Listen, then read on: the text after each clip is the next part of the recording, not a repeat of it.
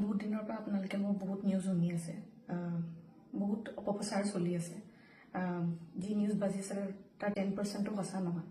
আৰু মই ইমান দিনে একো মাত মাতিব পৰা নাই, কাৰণ ইমান হেৰেছমেণ্ট, ইমান মেণ্টেল হেৰেছমেণ্ট, যোনটো কেতিয়াও মই ভাবাই নাছিলোঁ হ'ব বুলি, সেইখিনি মই পাৰ কৰিব লগা হৈছে। মেণ্টেলি প্ৰস্তুত নাছিলোঁ কোনো ধৰণৰ কথা ক'বলৈ বা কিবা ষ্টেটমেণ্ট দিবলৈ। সেইটো কাৰণে 7 দিন মই যেনে যেনে কটালোঁ, কিন্তু এতিয়া জোখতকৈ বহুত বেছি অপপ্ৰচাৰ চলিছে। বহুত ধৰণে মোক সাঙুৰ খুৱাইছে বিভিন্ন ক্ষেত্ৰত।